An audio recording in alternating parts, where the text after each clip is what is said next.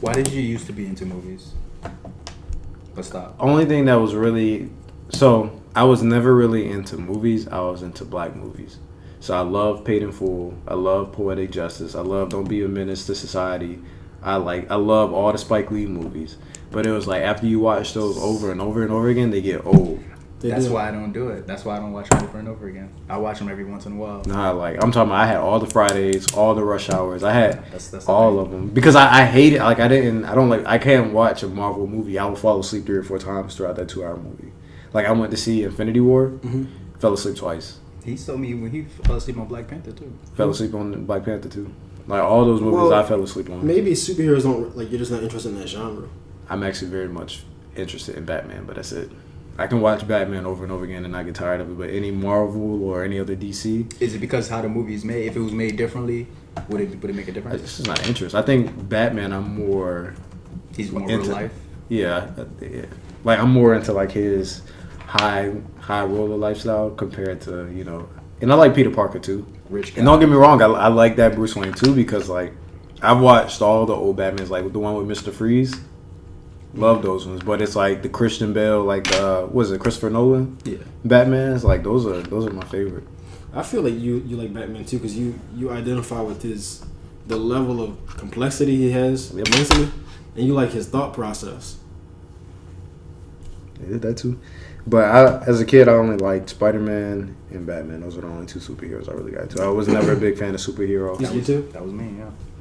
You don't like Wolverine? Nah. Well, I mean, I had Wolverine toys, and I watched maybe like a few animated series. As far as me growing up, it was strictly Spider-Man and Batman. That was the only superheroes I really knew. Yeah. Spider-Man and like when Batman had that black suit with the red bat in the middle. That was Batman like, Beyond. Then the other thing was I started watching the Boondocks at a really young age. I was watching Boondocks like I think it came out in 2006. I was like 6th grade, 5, 6. So I was watching like stuff like that at such a young age. So like regular cartoons just never did it for me. I think the only regular cartoons I really enjoyed was Ed, Edd n Eddy, Johnny Bravo.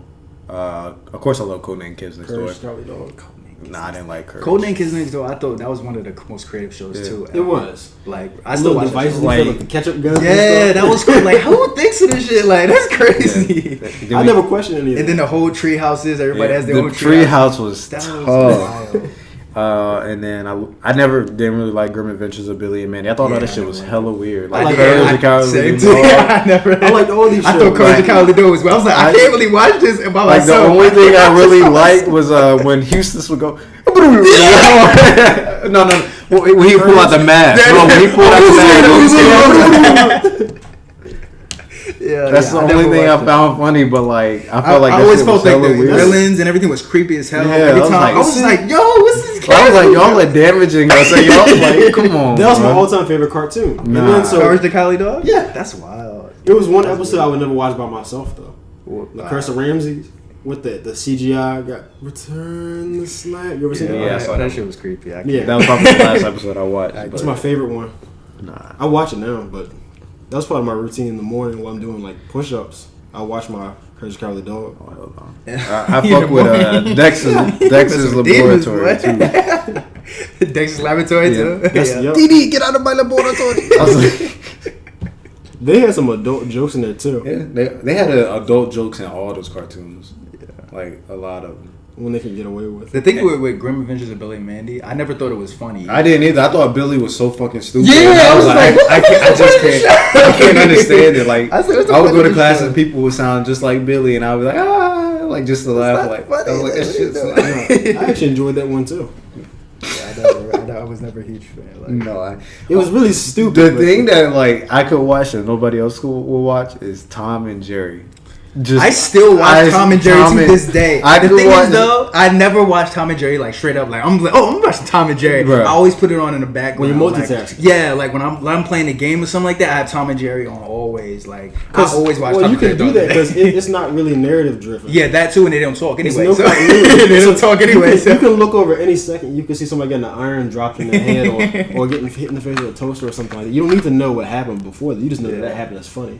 Very isolated incidents. Tom and Jerry was my shit. I would like, they were hour-long episodes. So you were talking about 2, 3, 4 back to back to back. Like I could do it. And then when I used to go to my nana's house, we used to watch. It used to be this lineup. It was Flintstones, Jetsons, Ed and Eddie, then Powerpuff Girls. Okay. About the movie thing.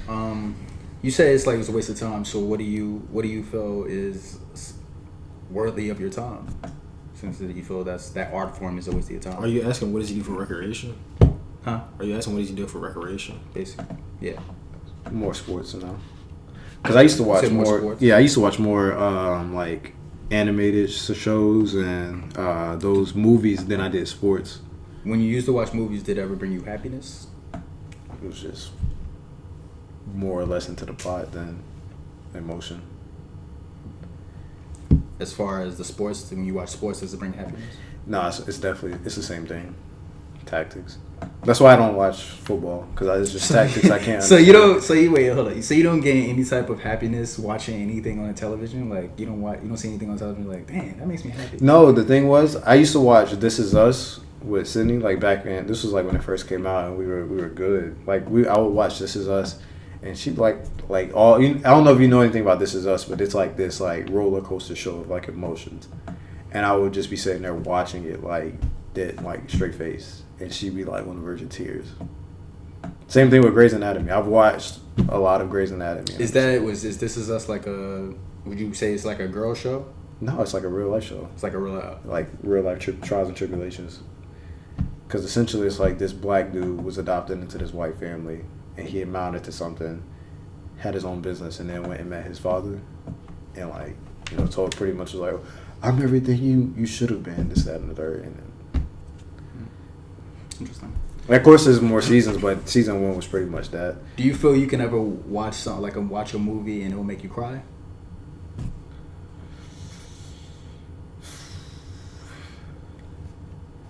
I didn't cry when Ricky got shot. Did you? Nah, I didn't cry. I've never cried for him. I think the you say you never cried for him? No, for a movie. Oh, I think he's about to say. You say you never cried. I was like, damn, nigga. I think the only movie that was remotely close to making me cry was Pursuit of Happiness. Really? Yeah, that was the only one. I think that's because I watched it after I had a son. I didn't watch it. True. I didn't watch it before. I think the other movie that made me cry was Passion of the Christ, and this was when I still went to church. And I've always been like, for whatever reason, I've always been more into like the crucifixion than the actual book, which is why like I've always been weird about religion, because I've always enjoyed like the violence in the Bible rather than the actual message. It's really weird. Like just imagining someone getting nailed to a cross is like very, very like I've always had like very good imagination, so like hearing stuff and seeing me too. it. Yeah, I picture it in my head all the time with everything. And I'm like, yo, that shit is crazy. I had an obsession with crosses. I used to draw like crosses and like. Really? Like the 3 crosses. Like you used to go sleep. If they crucify me in my sleep, Jesus. I had like a really, really like deep obsession with crosses, and I used to always draw a hill, and then I'll have Jesus cross at the top, and then I have the two other crosses. How old were you? This was like elementary school. Interesting. Like I had a really, really deep obsession with just that. You saw Passion of the Christ at that age? Yeah. I feel like isn't that like a mature movie? Like, it is. It's rated R. I want to eat his French fries. Get a kids meal. Actually did. Like, what's going on? Yeah, it was weird. My sister always jokes about it. I see why you was like affected by the movie. Yeah. That's wow, interesting. But see, I have an interesting theory about that too. So I think that you were looking at the Bible from a. Before you finish, I want to stay on this. I actually. So for my, I don't even know if they ever brought this to my parents' attention, but I was really big on Toy Story. So tell me why. I'm liking, this is maybe like between this was like 2nd or 3rd grade. Drew Buzz and Woody on the cross. Oh my god! I was thinking Woody. I was like Buzz too. Oh my god! So Desmond, who was on the 3rd cross? I don't know. I don't think there was. I can't remember. I think the 3rd cross was just like a stick figure. But I like, of course, Buzz and Woody were stick figure. But it was like you could see the wings, you could see like the color coded everything. It was really like I don't know what was wrong with me. I just had this deep obsession with crosses, and I remember basically seeing the picture of someone getting nailed to yeah, like I even had my own picture of it. Like I had Black Jesus nailed to a cross in my room. Now, did you take wood shop? No, I didn't. Okay. I wanted it. Building crosses. I was already out. I was already out of that obsession by the time we went into stuff like that. But I remember we went to this like you know how they do like the African festivals in downtown Norfolk. Yeah. So we went, and there was this picture. It was like Black Jesus had the goddamn perm, had the slit right here. It was nailed to the cross. Yeah, like this was Black Jesus had the straight hair. Like it won't. He had the straight hair, and I was like, I made my mom get that for me. Made her get it for me. Had it above my bed, and I remember it fell down and broke, and that was like when my obsession of crosses ended. Like when that picture broke, that's when like like I had like a weird obsession with crosses. So when you saw the movie, you saw him getting nailed to the cross. How did that make you feel? It wasn't even that. Like I didn't feel nothing about that. It was when they were beating them, like when they were hitting them with the thing, how I had the nails. Well, I mean, you think about it, I grew up in a black household. I got a lot of whooping, so it was like, you was laughing? laughing? No, it was like relatable. Like, damn, bro, me too. Yeah, I feel you, bro. That type of. What kind of assholes were you getting? Oh, my parents. My dad used to, so my dad, hey. Passion of the Christ. My dad. I love my dad to death. Right? My dad had this thick Italian leather belt. It won't no little belt that you could get from Macy's, you know, real skinny. It was like a thick Italian leather belt. And that shit used to hurt worse than anything. I know it did, because you remember what part of the world it came from. Thick Italian leather belt, bro. Called it Vito. That's wild. So those are the only two movies that really made you feel some type of way. Interesting. I think the reason you felt like that for Passion of the Christ in the Bible, the way you looked at that, is because it was like the way people regularly look at movies. You looked at the Bible like that, like entertainment, like it's just like a form of literature. Yeah. You abstracted it from the religious part of it. You were just like it was a movie. Like was it Cain and Abel? Mm-hmm. Cain killed his brother. Yeah, like that shit was amazing to me. Like just like I've always tried to picture it visually, and then Daniel in the lion's den. Mm-hmm. I always tried like how the fuck did you not get mauled? If you would have got mauled, it would have been a much interesting story. But the fact that you didn't get mauled makes it interesting. Like that's how my mind was. Like I've had like a really, and part of the reason like why I don't enjoy. You ever written some of this stuff down? Nah. Interesting. You should. Nah. And another reason why like I really don't enjoy movies is because I remember third grade, the first movie I had really like ever saw outside of like your Disney animated movies was Jeepers Creepers, and that fucked movies up for me. Like my sister and my mom ordered on pay-per-view. You were just scared. Yeah. Sister and mom ordered on pay-per-view because I remember like the day before I went to my godmom's house. Godmom always had jawbreakers for me. The dog chased me and I dropped the jawbreaker, picked it up and ate it. It had the worst stomach bug for like 3 or 4 days. And so while we were all stuck in the house, my mom and sister ordered Jeepers Creepers and they watched it. And the shit that always like I have like a fear of UPS trucks because you remember Jeepers Creepers was driving this big ass brown truck.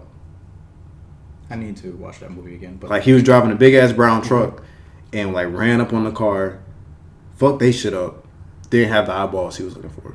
Like the fact that like it took me until I was like a teen to realize that this nigga was really going around looking for eyeballs.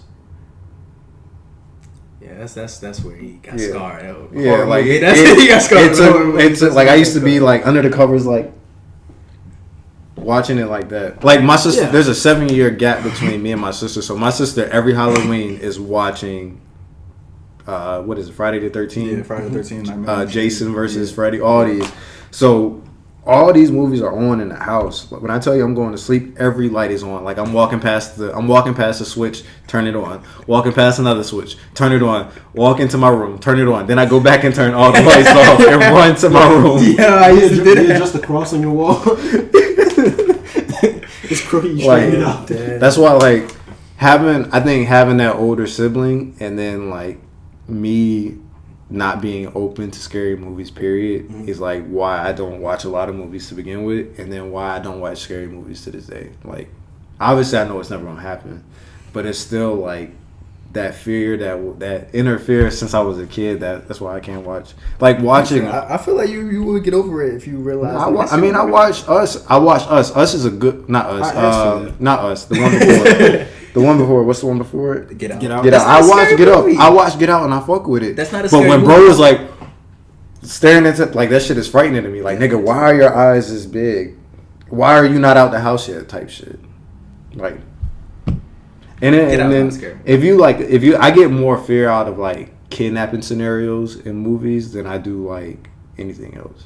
Because it's more realistic. Exactly. Like I'm like move bitch. Like be out here, body ice cold, just shivering. Like that shit. Shit's weird. I like movies because the way they convey messages that we normally can't do ourselves. Like from you watching that 2-hour piece of film, you can learn something and actually realize something about yourself or your life or how things are. Particularly with Jordan Peele. Why do you feel you'll never like cry over a movie, or do you feel like you'll never cry over a movie? I never have. You never have. Mm-mm. Do you feel like it's because you've never seen a movie worth it, or do you feel you ever will? I don't feel that emotionally attached to characters. I can't get past that. They're just characters. They're not real. Even if it's like, what if it's like a real story or something like that, like based off a true story or something like that? Or... It's still a movie to me. I don't fully understand it, but I just know the fact that I've never cried for a movie. Yeah, but I look at it differently. Movies give me that temporary happiness. Like I'm in kind of like a different, that's what like my own bubble type of thing. Like it's kind of like similar to like when I'm like high. Like I'm in my own bubble. Like I'm not worried about any of the outside world. Like I'm focused on this, and it's gonna either make me happy or make me sad or whatever like that. Think about it. That's what entertainment is. Period. It's supposed to take you away from your current problem, where you're at in the world. Because even back to like the Roman Empire, when they had the gladiators fighting the animals and throwing people there, it was entertainment to keep the people occupied. But I think another reason why I'm not as strongly affected by film is because the genre of film I most likely watch, which is most times I watch, it's like a sci-fi movie or something like that. Oh, okay. It's we're so far removed from it that even though I identify with the character, it's still easy to discern reality from fiction. Yeah, I feel like Aquaman. I was like, oh shit. You know who Nipsey Hussle is? Huh? You know who Nipsey Hussle is? Yeah. Just say I don't know what he looks like though. He was shot. He was shot? Yeah. In front of his clothing store. Is he alive? Well, no. I just don't understand. You don't understand what specifically? No, I was just thinking about it. So you what? Okay, so I feel like you're the type of person. Well, I kind of know you're the type of person that have value in their self. Like, of course, you don't care about other people, how other people value you. I feel that, but I'm trying to figure out exactly. Is that really more important than, say, for instance, other people valuing you? Like, say, for instance, you have a crown, and with this crown, you call yourself king. But are you really king until like other people basically confirm it for you? Like, oh yeah, he's king. He got you. Or is that just enough for you? Is a king with no authority really a king? A king with no authority? Yeah. Are you saying so about himself? Yeah. But you're labeling yourself as a king because you feel that value. Because you feel you're that valuable, like as far as like. I don't label myself as a king. Do I? I was just kidding. I was just doing that as an example. I think it's kind of, I don't know, what's the word I want to use? I'm gonna say reaching to use that example, just because. Mm-hmm. Why is all my examples reaching now? So because you're using like an example of monarch. Excuse me, you're using like a monarchy example to compare it to like just, I don't know, not caring what people have to say about you. I think the answer is no. No, you're not. Because what your question you're asking is essentially, is his self-perception contingent on the confirmation of others or the external validation, which that's clearly not the case. Nah. And I think it's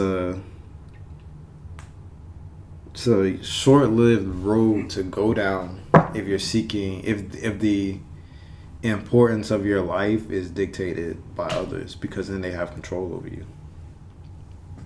And it might not even be control that they want, but you're giving them that control.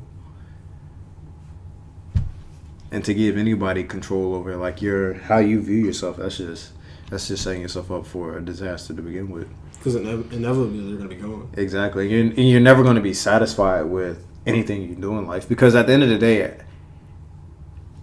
the harsh reality. I understand that. I agree. I understand that, but I feel that's how society is. And is it more important to value yourself than to have other people value in society right now? That's what I'm asking. Because I'm nobody in society right now. I'm just another working human being. I haven't accumulated any status. I haven't done anything that's extraordinary for the community. I haven't done a lot of community service.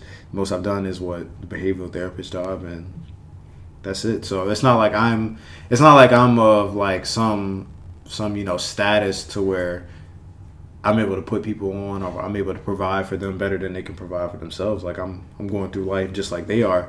I just feel like it's best for me to have a bulletproof mindset, because it's so easy to get lost in your thoughts and shoot yourself down before you even try. Because being your biggest critic, you shoot a lot of ideas down before you even think to give them a try. But when you kind of have that confidence in yourself, it's like, damned if you do, damned if you don't. Like if you're successful with it, cool. You're gonna still want more success with it. If you're not successful with it, cool. You're gonna beat yourself into a corner. So that's what I mean by damned if you do, damned if you don't. Like being your biggest critic, nothing's ever gonna be good enough. So I kind of take a bit of that, but then I also take a bit of everything that we're kind of doing right now is senseless on the point, because we can't take anything we're doing with us when we go. Like we're chasing something that really isn't even there. Like it's status for the moment that we're on this earth, but the second we leave, we're gone with it. You're gonna get replaced with something. So it's important to do like the most amount of good that you can while you're on earth, but at the same time, like you got to realize that we all die someday. Then you can either get the maximum amount of good out of life while you're here, or you can spend a lot of your years suffering, like chasing something that at the end of the day is you can't take to the grave with you. I think, okay, I want to use the example because you know how you say, like, you always, I know you said this before, like, I know I'm the shit. Because you, like, I know I'm the shit, right? Yeah. So, okay. You should have that. I push that confidence on everybody, because if you think any less of yourself, that anxiety, that paranoia is going to come out every time you question something that you do. Yeah, but I'm asking, how do you know, I'm not saying how you know if it's real, but how do you value that more than other people confirming to you, like, yeah, Desmond is the shit? Like, I value that more because I fuck up just like any human being, but I don't look at any other human being to tell me like I can do it. I know I can do it, so I use that I'm the shit attitude to like once I hit rock bottom, you can't go any further than rock bottom, and nobody's gonna pick you up at rock bottom. Like your parents can give you words of affirmations, your significant other can give you words of affirmations, but at the end of the day, only you can do what's necessary to get your ass off of rock bottom. That's why I look at it that way, because I've been at rock bottom. Like I've literally thrown away my social life for a relationship, stopped reaching out to best friends that I've known for years, stopped talking to my mom a lot, and then I've been at rock bottom. And you know who was at rock bottom with me? Nobody. Nobody. So me being there, like it was like, I'm not gonna say it's a facade, but it's like I've like realized that everything that we hold value into is temporary. Like you can think that your marriage is the shit, you can think that your relationship is the shit, but but at the moment that person decides to stop fucking with you, you can't make them fuck with you. Mm-hmm. You can't make them want to love you anymore, and that's like the harsh reality of life. Like the only thing you can really take with you is what you came into the world with. Like you can make life easier for future generations, but at the end of the day, you're not taking that with you. How do you stay consistent with your value system? How do you? I don't. It varies a lot. It does? Yeah. Because you're never going to be at 100%. I think that a lot of things that like our generation goes through, like on a mental health aspect, is actually like I feel like it's actually induced by our parents at first, and then society just like kind of like how Lamar said with cancer. Like a lot of that cancer is always in your body. It's just you eat the right thing to trigger it. Like a lot of our insecurities is like bestowed in us in our parents, and then society just brings it out the older you get. Like a lot of kids weren't told, you know, the parents didn't say I love you enough. They go searching for that love in other people. They don't get that love from other people, thus triggering a response of either depression or hatred. And both of them are really one and the same. You have a lot of hate for society when you're depressed because people are either doing better than you or you don't care who's doing worse than you. It's really just you and what society is. Is it all hate or is it just sadness? No, it's depression is more complex than sadness. Yeah, it's a lot more complex. You know that too, but it's like I could say when I was going through my state of depression, I had reckless abandonment for everything. Like I was willing to try anyone and everyone, and I didn't care about the outcome. What do you mean? Like I was like, if I die, like if somebody were to come across me, I would go from 0 to 1,000. It wouldn't be 0 to 100. It would be zero. Like yeah, like I was ready to go. And like for no reason, or like it was just always had your guard, like always had your guard up. Like are you trying me? Are you calling me a bitch? You trying to play me in front of everybody type thing. So it's just being like overly paranoid, really anxious, like always thinking somebody's trying to go against you. Because at the end of the day, like when you're in depression, you're doubting yourself more than you're really reaffirming yourself, and you're trying to find questions that don't necessarily need to be answered. Because at the end of the day, it's pointless. You can't change a lot of stuff because it's the past. I feel like with depression, it's a lot of like you thinking about what if rather than what is. Like, what if I would have did this? And you're stressing yourself out and you're getting yourself into this, like, you know, this place of darkness just off of... So what if you would have done... Yeah. Okay. Just constantly thinking about what if. And that what if not only is, like, contingent on past, it's also contingent on the future. Like, what if I... I was about to say, it was the future, too. Yeah, like it's... And I feel like you kind of, like, think yourself into a depression. So that's why I'm, like, you know... I know I'm the shit because I've seen myself at... you know, rock bottom by myself, and I got myself out of it. Like a lot of people, when they feel this way, the first thing they do is self-medicate. First thing I did. Didn't get nowhere with it. So I smoked a lot of weed.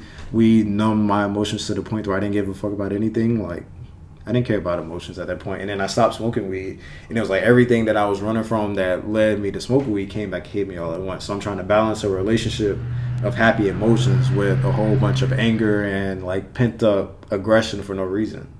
So when I finally hit the point where I was like, you know what? The only person that's going to help me is me. Let me go see a therapist that I can actually talk to and bounce my ideas and my thoughts off the wall. And then they can actually take everything down and say, this is why you are the way you are. This is why you think the way you think.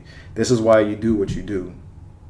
Cross this out and spend the next amount of time chasing something that is going to give you some sort of value or substance in life. Because a lot of my stuff was, you know, a lot of my issues were expectations my parents had on me. My mom's always been really big on education. My dad's an officer in the Navy. My mom's an officer in the Navy. So it's like man management on top of high expectations. I don't have nothing. I wasn't an honor roll student in high school. On top of being a black kid. Exactly. Yeah. So you got to think about all that stuff. Like a lot of parents put not even unreal expectations. They put expectations that don't fit. They want you to be this kid that they see their coworkers. They see that they see their coworkers' kids, or they want you to be this kid that they've seen. They've seen the kid that is an all-A student, gets into the best colleges, does the best stuff. But that's not happiness for your kid. You got to figure out what happiness is for your kid and then help them do that. Like, you got to be the teacher instead of like the dictator. And I feel like a lot of black parents are more on control, ownership, dictatorship than they actually are into teaching. Like, I actually had a talk with one of my trainers at work, and I was like, a lot of the issues that we face with now is like the previous generation. It was really big on ownership.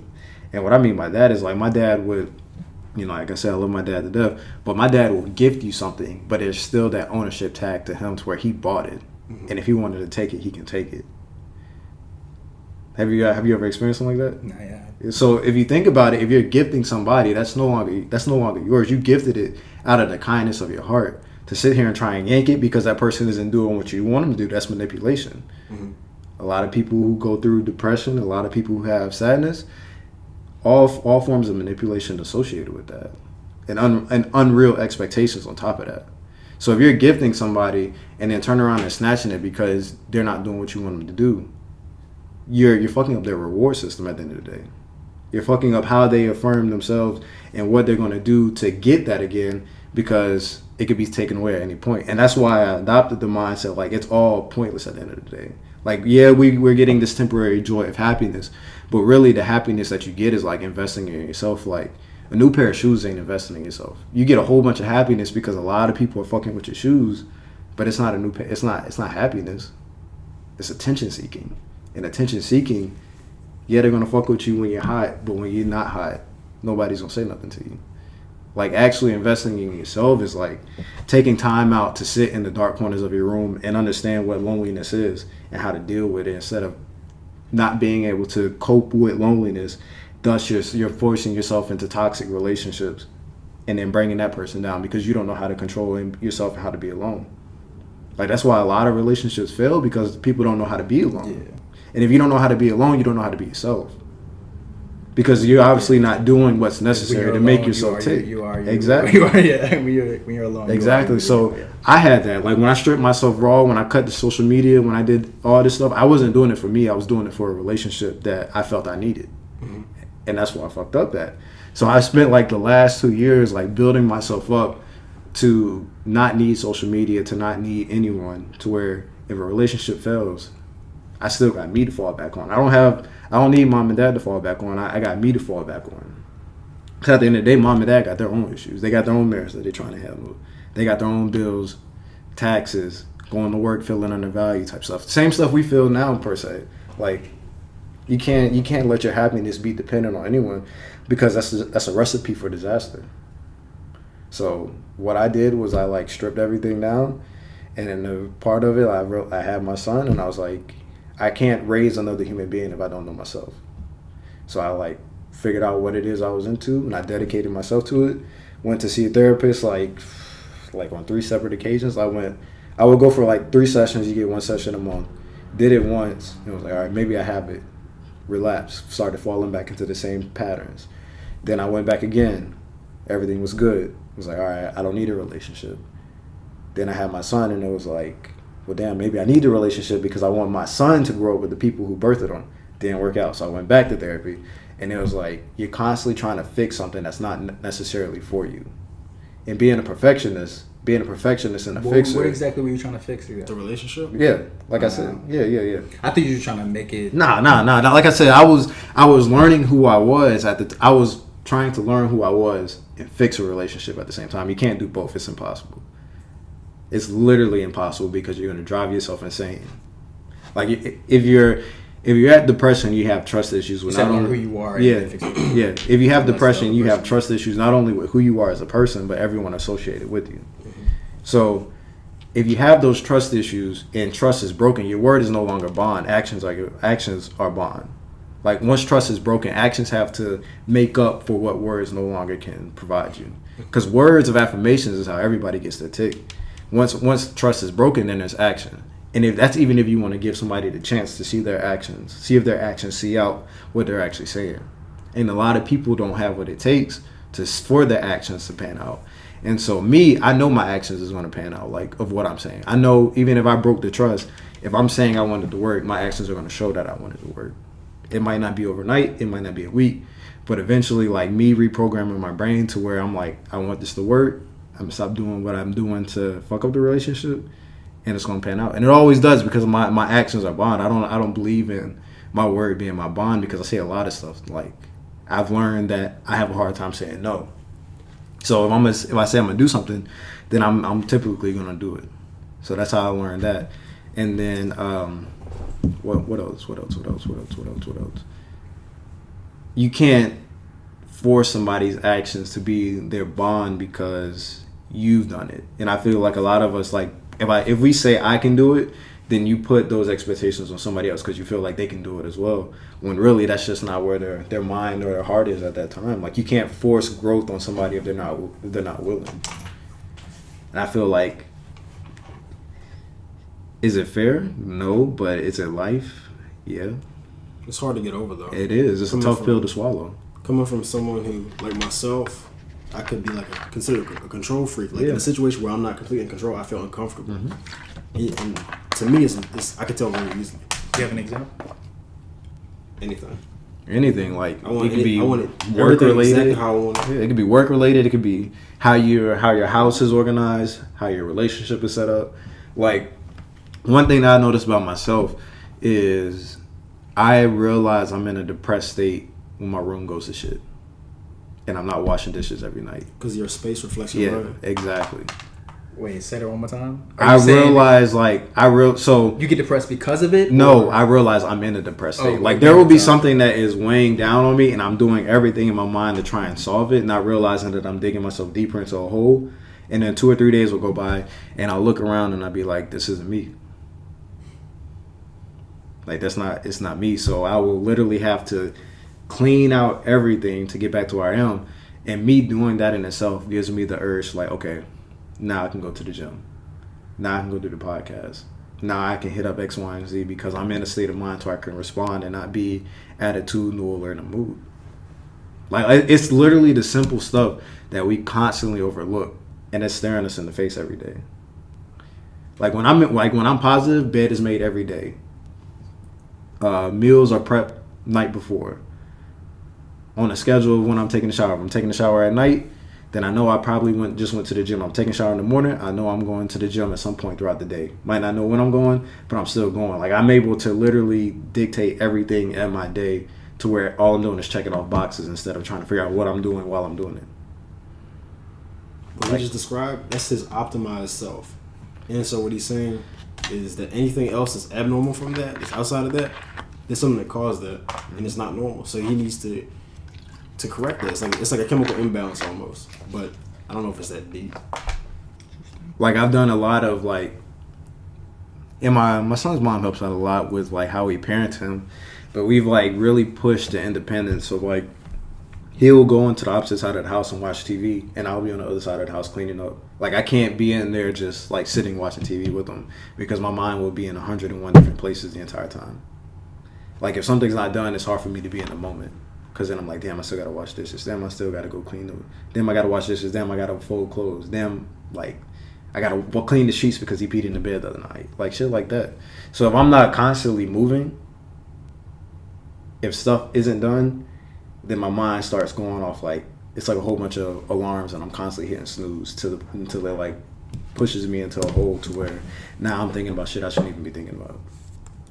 Yeah, basically. Yeah, that's basically how it is.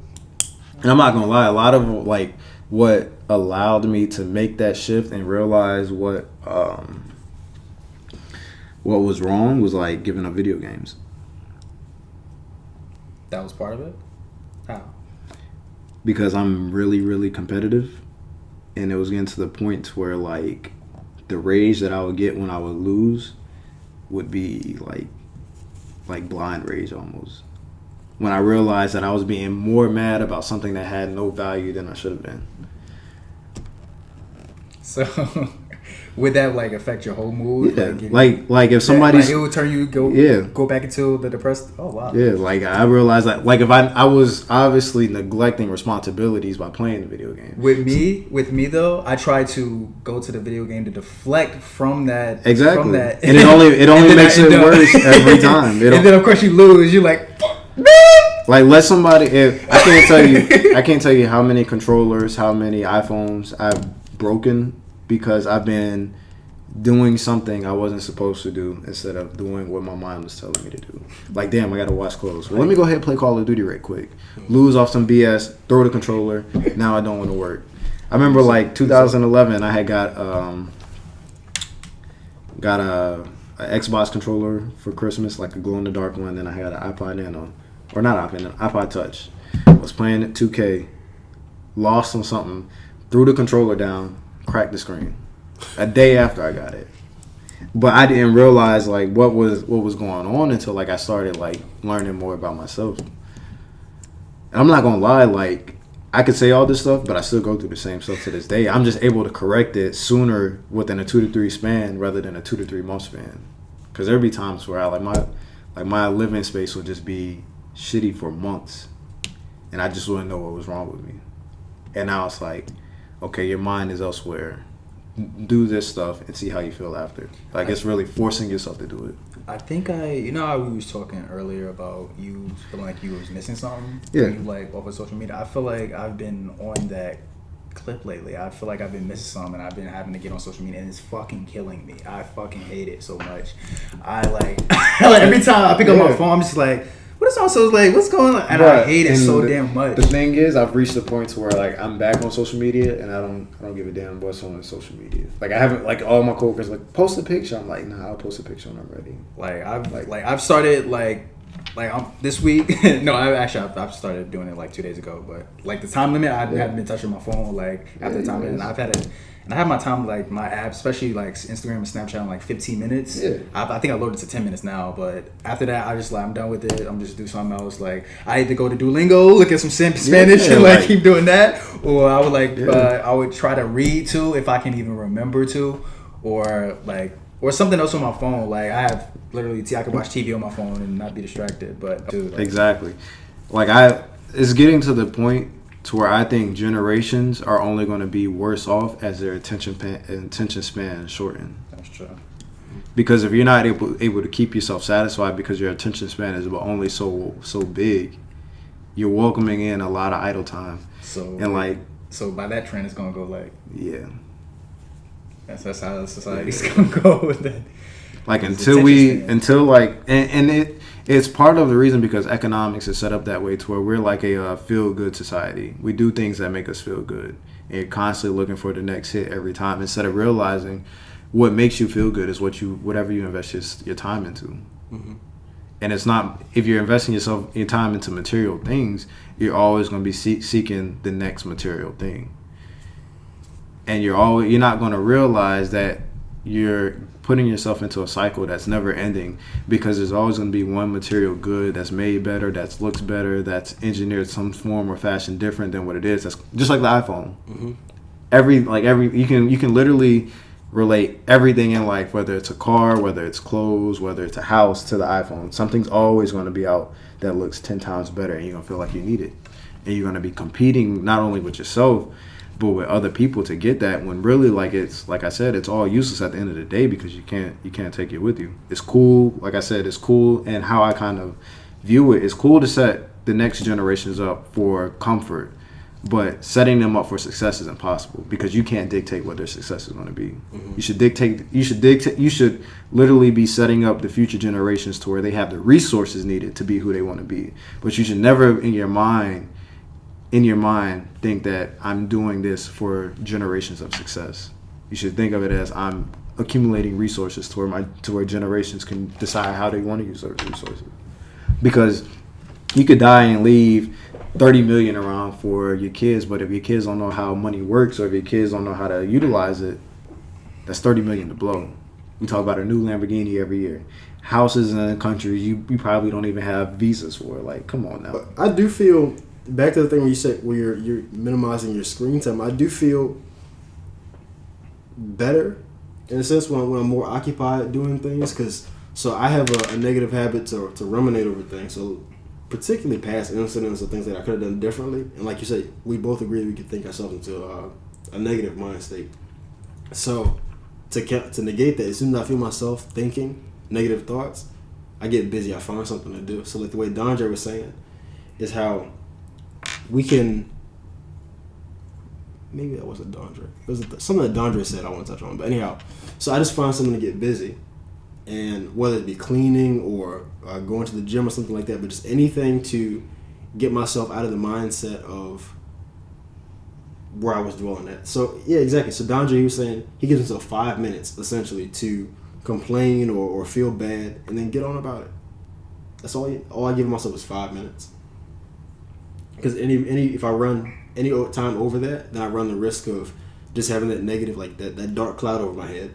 You set an actual timer? No. Oh, okay. It's a mental thing. So it's like, let's say I'm having a bad day or I think about something, or like I said, bad day. I'll lay down, but then I tell myself I can do this or I've been laying down for long enough, time to get up and get on with it. Let's do something. And then gradually my mood will get better. Almost instantly.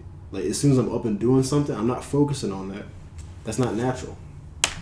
That's why his room looked like shit for how long he's out, however many days, because you're neglecting responsibilities. Your base level, nobody likes having a dirty room. So that's an easy indicator for a person who, like, I don't know about you, I assume you're a clean person, but most people like clean spaces. So when you see somebody who's neglecting the responsibilities in their area that they live in, especially like the place that you sleep, the place you lay your head, nobody wants a shitty living area. So when you do, something's off. The reason I'm able to do it, and this is something I just feel like I can't say I completely mastered it, but I've definitely improved like a vast amount. But in this past few weeks, is I realize how bad I feel when I think myself into that place, and I don't want to do it anymore. As simple as that. I'm making myself feel like shit. Yeah, some good control. Yeah, self-control is it's the key to a lot of things. I mean, think about it. So, like Dondre was saying, again, there's 1 million people against us. We don't need 1,000,001. I can control the input of life, not the output. So all I can do is provide the maximum amount of output, the greatest output. Or excuse me, the greatest input. I can do the best and contribute. So I can change my internal circumstances and improve my situation. I'm not responsible for what you do. Do you of course value like how you feel about yourself more than of course others? Absolutely. It's a big change of mind, like your state of mind, because starting last year, it was a process between like you have to love yourself before I feel like you can value yourself. So it was a process with actually realizing who I was and learning more about myself. So that's where the self-love came in. But then like the value that came associated with it, once you value yourself, you start to let a lot of things like just slide. Not saying like people disrespecting you, but things that used to frustrate you, or for example, things that used to frustrate you. So a relationship with somebody who is disrespecting you or neglecting you or anything like that, you're much more likely, once you value yourself and love yourself, to just let that go. You don't tolerate disrespect the same way. As simple as it sounds, it's a month process. Month Process. I say longer. No, I meant months, like with an S at the end. Months. Oh yeah. It's a month's process. Like you would think, like that's a very fundamental advice. You feel like everyone should know. Oh, love yourself, value yourself. You're important. Those are such simple sayings to a complex matter. Yeah, it's like they're like axioms where you hear them and they don't actually mean anything until you live it and you experience it. I understand how important how you value yourself and everything. I was just comparing it to how much is it really worth when you value yourself. Me? No, I'm just in general, like how much is it really worth when you value yourself compared to how others value? It's more important. That's what to me, how I see myself, because like you said, I only have myself. Like granted, I do have a wonderful support, so I have wonderful family, friends, and everything like that. Cool, but you know, my parents are gonna be around forever. They aren't. My friends, at any given moment, they can stop fucking with me. A relationship could end. I have to depend on myself. I'm the only one I can depend on. I can't hold anybody else responsible for how I feel. Exactly, and closure isn't owed to anyone. No, closure is a luxury that we often don't get. Nothing is owed. You know, one thing that helped a lot though, to like occupy your time. Love. Fuck no. Excuse me for nah. So one thing that I found helped out a lot, and this isn't even something that we can do because nobody's probably gonna listen to us talk that long.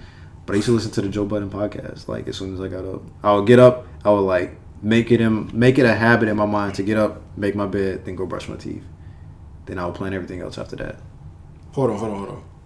Where does Joe Budden fit in? I was about to say, why do you listen to the Joe Budden podcast? Are you saying because it was just something that like okay, so there's a plot to not a plot, but like there's checkpoints in the Joe Budden podcast that they're going to talk about structure, but you have three dudes from, you know, I don't know where the white dude's from, but New Jersey, New York area, and the stories that they tell are so funny, and they take you out of like your mind, and you're sitting with them and you're listening to everything they say, and it's a 2 to 3 hour long podcast. So imagine like you getting up, cooking yourself breakfast, cleaning the kitchen, doing everything. Like it helps you get into the routine. I got you. It's a supplement. So finding like supplements that don't deteriorate your body with time is like the best like additive. I know what he's talking about because I would look at videos and I would just be lost into it and I wouldn't even worry about anything else. Like because the video is so good or it's so entertaining. But the thing is though, like I found myself watching videos and now I find myself sitting there for hours watching the video and not getting anywhere. So I started just listening to the actual podcast because they released the podcast on Spotify and then they'll post a video, you know, on YouTube a couple of days later. Yeah, for visual. And I was like, you know what? Yeah, I'm not thinking about anything that is a detriment to my, you know, mental status, but I'm not doing anything that's bettering it either. Mm-hmm. So I used to listen to it, get stuff done, and then now it's noon, time to go to the gym. Go to the gym, come back home, take a shower, now it's time to go to a session. Mm-hmm. So I'm literally occupying my mind for the entire time that I'm awake with something. Yeah, it's never the same thing, but it's always something. Something that's adding value to your life. Exactly.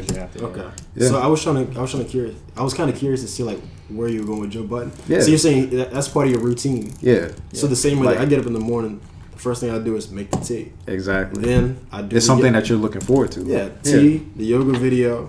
Then I do the push-ups and watch the cartoon. Exactly. And I get on and make my breakfast. Mm-hmm. I think because I listen to podcasts throughout the day, but I usually start listening to them at like 1 because that's what I start listening to like the First Take podcast because the show starts from like 10 to 12, so the podcast is available like 1 o'clock. So I do the podcast, so I don't wake up. Usually I try to wake up with like an inspirational video or something like that. Really? Yeah, some type of inspirational video. I'm not gonna lie, I'll do that too, but I do it in abnormal ways. Like I'm a big fan of like boxing. What kind of inspirational videos? So I'm talking about like I'll watch training videos of like stuff like that. Okay. I would like one time for a whole week straight. I don't know if you've seen the movie Ali, but with Will Smith. But I would watch the whole beginning of that movie because I liked it so much and it was inspiring to me. So I would watch that when I got up, and that would help me get into the routine. Yep. Like some symbol like that, I would have to do. Otherwise, if I'm getting up, I'm just like. I would just go back into my old ways, basically. Like, if there's ever a moment in the day, like, where I know it's time to go to the gym and I don't feel like going, the easiest way to do it is watch, like, some boxing, like, watch someone go through, like, a boxing camp.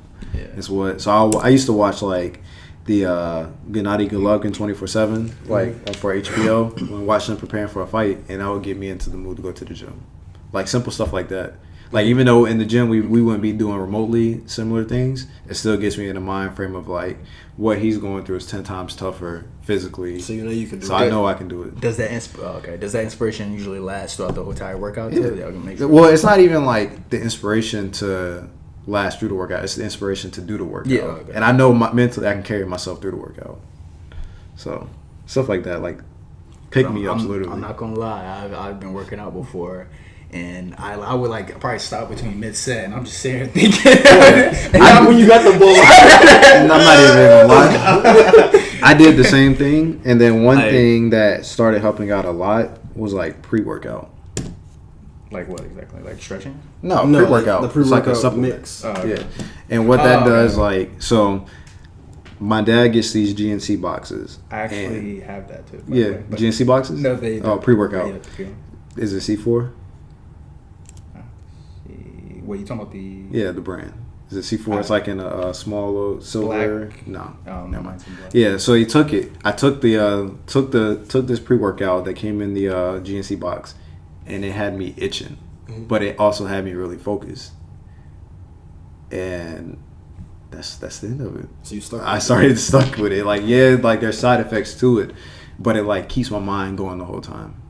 It's never like a stagnant point where I'm like, well, what is going on over here in this area of my mind? What's going on in this area of my mind? It's like, all right, let's knock this weight out. Especially if I'm like, if this like, sometimes like the playlist is not banging as it usually is, and I'm just like, man, I'm starting thinking like, sometimes I have to. So both of you find inspiration from I guess sports figures, right? You said the boxing videos. That was you. Right? The little shit. Basically, yeah. Typically, I'll find something like a lecture with somebody just talking, and not just about just anything, but particularly driven people. So it's like this Indian guy. I forgot his name. I actually don't even know his name, but he gave a really good lecture about or a speech about whether the universe is malevolent or benevolent for us. And that I listened to that on the way to work in the morning. And Jordan Peterson, a lot of his stuff, like listen to all his content, read the book and everything, and just other people like that. And it just gets me into the mindset of I gotta get up, gotta go do something. I'm going to the bathroom. Like, he's out of here, but while he's gone, I'm gonna give y'all the album of the week. Right. So long, Brian. So this week's album of the week, I know we've been on a little hiatus from it, but it's actually not album of the week. Music hasn't really been like an intricate part of my life since I started my full-time job. So if you follow me on Apple Music, do so. Or if you don't follow me on Apple Music, do so. Because it's actually my Iron Paradise playlist. It's what I listen to when I go to the gym. And it's typically on shuffle when I'm getting ready for the morning, for the early mornings, because it's a lot of hype music, so it helps out a lot. And if you need that handle, it's Dope is Des, DOPEITSDES. And from there, you'll find anything from Waka Flocka to Lil Uzi Vert. All the hype shit to get you ready for your day. So it's not a workout playlist? Oh, it's a workout playlist. It's a workout. Yeah, it's called Iron Paradise. I don't know if you follow The Rock, but The Rock calls his gym the Apple Iron Music? Paradise. Nah, like Instagram. Oh, no. Like he calls his gym the Iron Paradise. So I was like, yeah, that is kind of like a place where I go and my mind is like at ease. So I took it. I just called mine the workout playlist. Nah, mine was like the workout playlist. Because at first it was like the lab, and I was like, nah, The Lab. The Lab. I was Yeah, I was like, the lab isn't working, so we're gonna go with Iron Paradise. But no actual album. Nah, no album. I haven't, like I said, I've been listening to Nav's Bad Habits album, but there hasn't been an album since like the Future one that I've listened to from start to finish. You want to get the album of the week? Yeah, but I said it was an album of the week. It's my playlist on Apple Music. Okay. Because it's what I've been listening to pretty much since I started my job. Like I told them, it's like an upbeat playlist because it's what I listen to at the gym. So it definitely is a good way to start your morning. Yeah. But hey, you guys heard it first. We'll see you guys next week. Also, before we leave, fresh gear. Oh, yeah. Shout out to Lamar ITM Clothing. Truth. We'll drop the link down into the description. Check them out. What's the actual name of it? Inspired Truth Material. There you go. You heard it here. We'll see you. Peace. I'm tired of this.